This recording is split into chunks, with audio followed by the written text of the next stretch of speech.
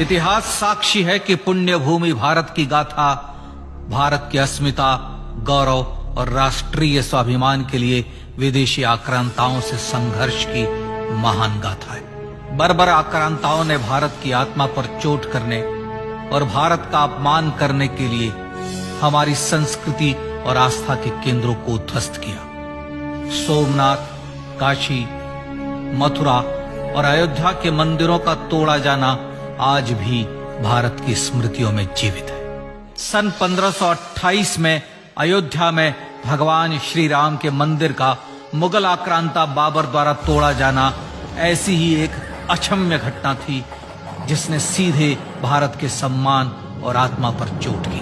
कारण साफ था, अयोध्या के श्री राम के मंदिर पर आक्रमण भारत की आत्मा पर आक्रमण था। जहां हर भारतीय के रोम रोम में राम बसते हैं, वह भारत यह अपमान कैसे सहता। राम मंदिर पर आक्रमण भारत को आहत कर गया था। विदेशी हमलावर अपनी बर्बरता दिखाते गए और भारत अपने आत्म गौरव को फिर से पाने के लिए संघर्ष करता रहा।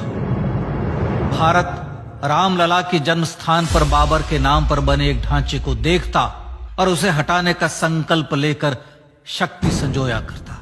हिंदू समाज आत्मसम्मान के रण में डटा रहा और लगातार हमलावरों द्वारा बनाए गए बाबरी ढांचे को हटाने के लिए लड़ता रहा। सरयू कई बार रक्त से लाल हुई।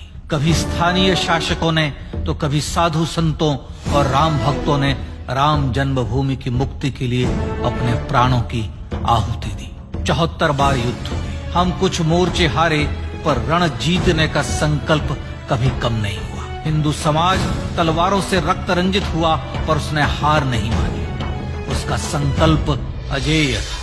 15 अगस्त 1947 को देश की आजादी के साथ सैकड़ों सालों से चले आ रहे इस संघर्ष में नई ऊर्जा और एक नया मोड़ आया। अचानक 23 दिसंबर 1949 को बाबरी ढांचे में श्री राम लला प्रकट हुए। हजारों राम भक्त दर्शन के लिए उमड़ पड़े। तत्कालीन प्रधानमंत्री पंडित जवाहरलाल नेहरू ने उत्तर प्रदेश सरकार को श्री राम लला को विवादित ढांचे से हटाने का आदेश दिया।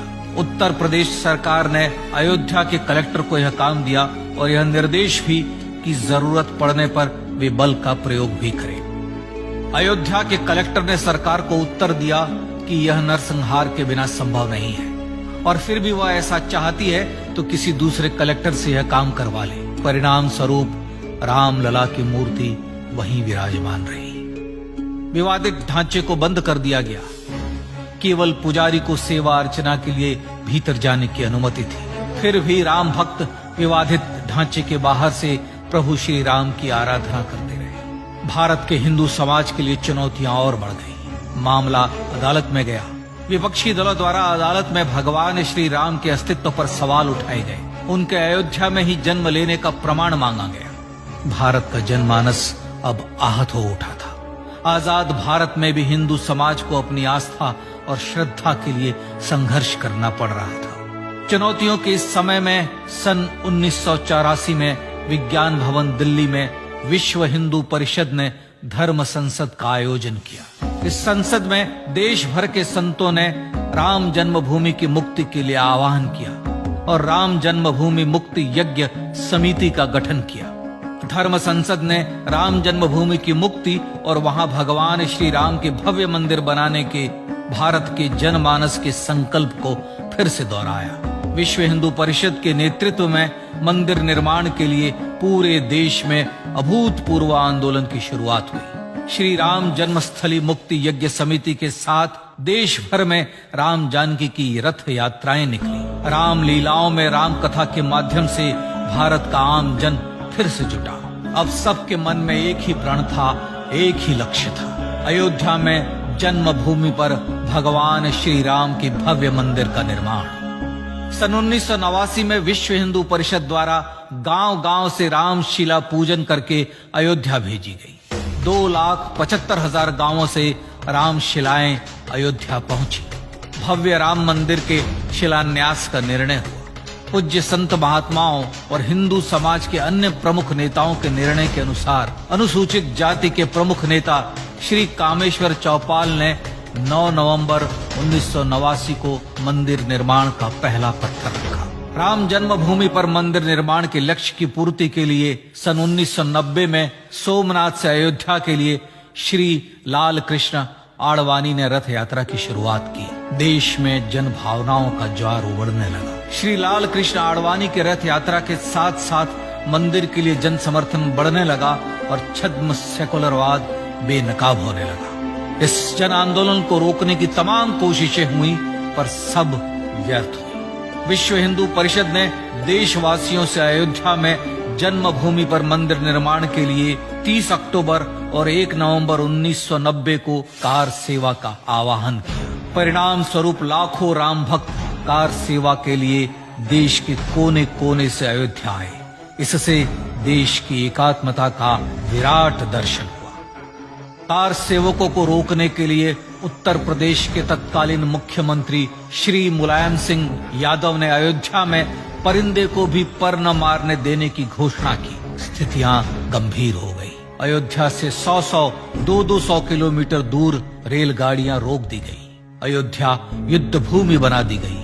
मार्ग बंद, रेल बंद, चप्पे चप्पे पर पुलिस।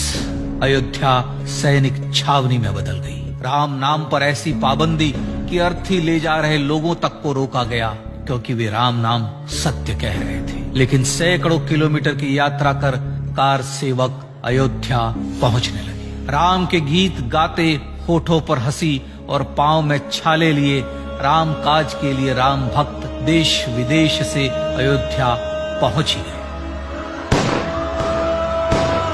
कार सेवकों पर गोलियां चली। अनेक कार सेवक शहीद हुए। आजाद भारत में जन्मभूमि पर राम मंदिर के लिए कार सेवकों ने फिर एक बार अपना बलिदान दिया, पर कार सेवकों ने विवादित ढांचे पर भगवा फहरा ही दिया और इस तरह कार सेवा सफल हुई। श्री राम जन्मभूमि आंदोलन ने भारत की सुप्त आत्मा को झकझोर कर जगा दिया। विश्व हिंदू परिषद ने फिर एक बार 6 दिसंबर 1992 को कार सेवा का आह्वान किया। राम भक्तों को कार सेवा करने देने के लिए अदालत में प्रार्थना की गई, पर अदालत ने कोई निर्णय नहीं दिया। परिणाम स्वरूप बौद्ध, जैन, सिख, स्वामीनारायण संप्रदाय, गायत्री परिवार, हर पंथ मत विचार के हिंदू एकत्र हो गए। छूत अछूत का भेद मिटा, जाति की पहचान मिटी। हम सब हिंदू, हम सब सिंधु बन गए। राम सिंधु में ज्वार उठा और देखते ही देखते 6 दिसंबर 1992 को श्री राम जन्मभूमि से बाबरी ढांचा सदा के लिए हट गया।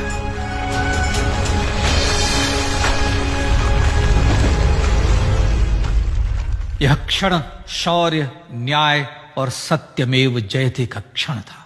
यह तो धर्मस्ततो जय का क्षण था। पर संघर्ष की गाथा यहां जाकर भी नहीं रुकी।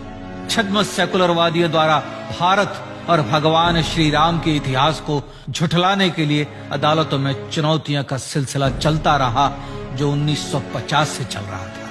हिंदू सिखों के बीच से गुजरते हुए भगवान श्री राम का दर्शन करने के लिए विवश थे। यह स्थिति थी आजाद भारत में श्री राम और राम भक्तों की।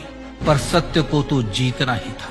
आखिरकार देश के सर्वोच्च न्यायालय के 5 जजों की खंडपीठ ने 9 नवंबर 2019 को ऐतिहासिक निर्णय दिया और यह कहा कि अयोध्या जन्मभूमि परिसर की पूरी 67 एकड़ भूमि रामलला की। और न्यायालय ने भारत सरकार को जन्मभूमि पर मंदिर बनाने के लिए एक ट्रस्ट बनाने का आदेश दिया।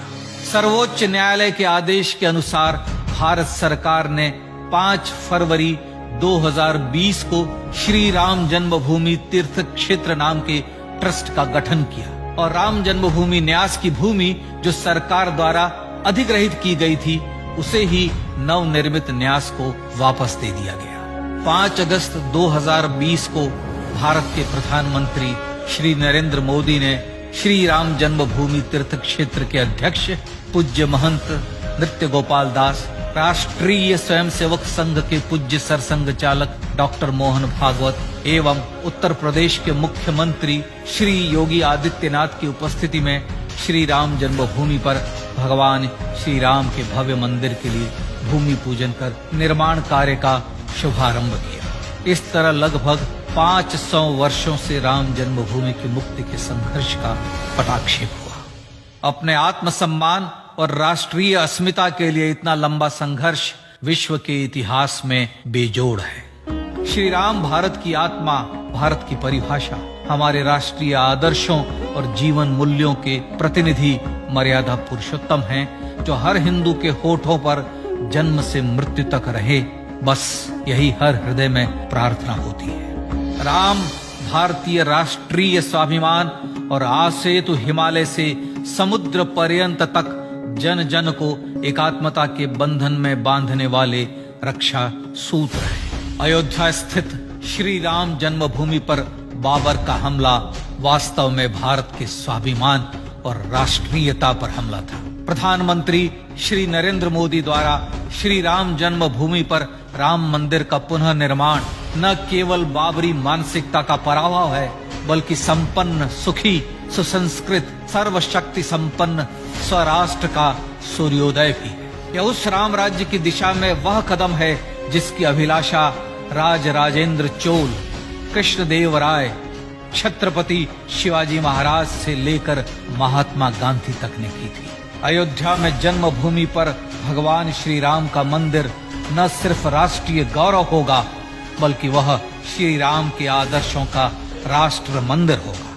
अब वह महान संकल्प पूरा होने जा रहा है। आइए इस राम यज्ञ, राष्ट्र यज्ञ में जिन ज्ञात और अज्ञात भारतीयों ने अपनी आत्माहुति दी है, उनका पुण्य स्मरण कर उन्हें श्रद्धांजलि दी।